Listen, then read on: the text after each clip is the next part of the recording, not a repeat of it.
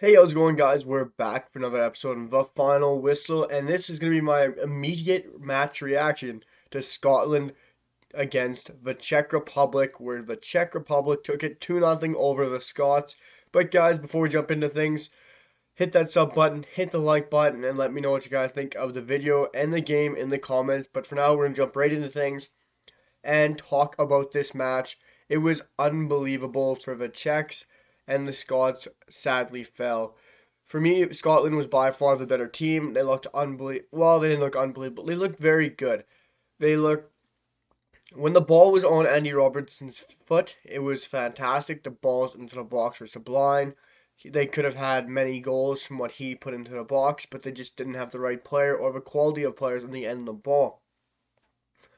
And when you saw the likes of Ryan Fraser, Scott McTominay, who else? James Forrest, guys like that on the wings, even O'Donnell, put balls in the box. It didn't look anything close to what Andy Robertson did.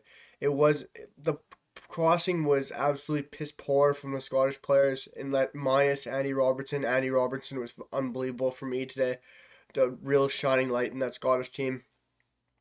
I think when James Forrest came on and Ryan Fraser came on, it changed their play up a bit, gave them some more pace, which they were lacking with O'Donnell.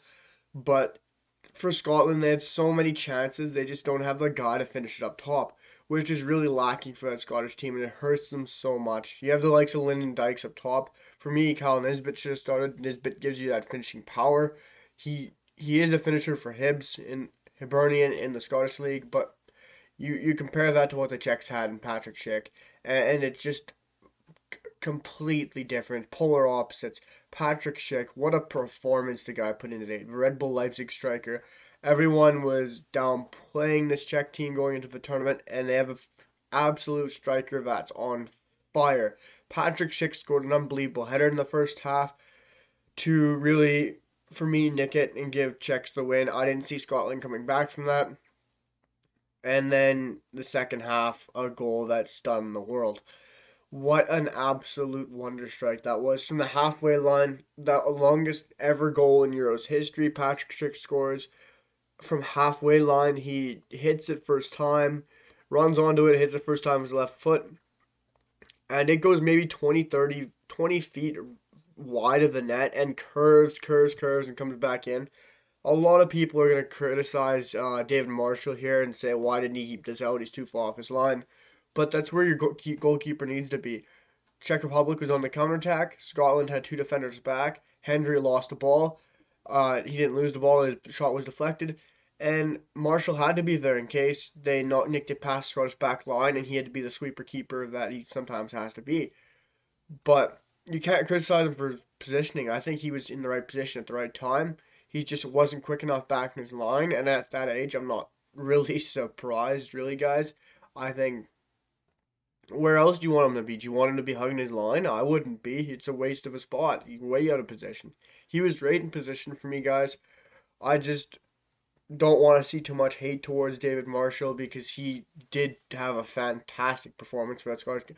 Both goalkeepers in this game cannot be criticized for me. Thomas Vashlik for the Czechs was outstanding when called upon against Scotland. Made a fantastic one-on-one save against Lyndon Dykes and many others, and then David Marshall made countless upon countless saves against the Czechs. But guys, I think this Czech Republic team are going to be underlooked.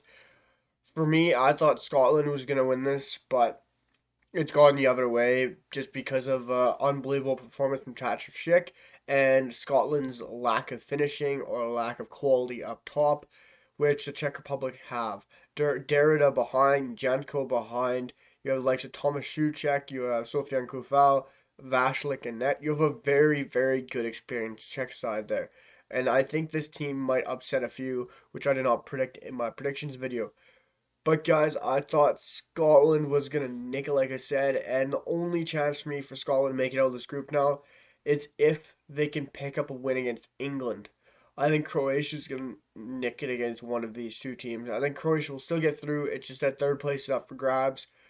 Czech Republic and Scotland, for me, they're both still in it. I think Scotland might get something against England, but for me, they have to get a win because they can't get two draws now and make it out.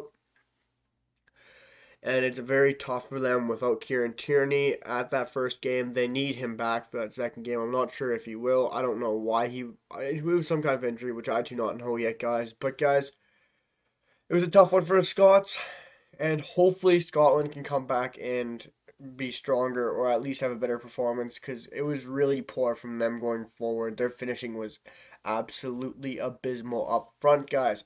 But guys, let me know what you guys think of this video, or the performance really from the Scots and the Czechs in the comments. Let me know what you thought of Patrik Schick and how he played. And hit that sub button and the like button, guys. It means the world to me. And guys, thank you for another one, and I'll see you for the next video. Peace!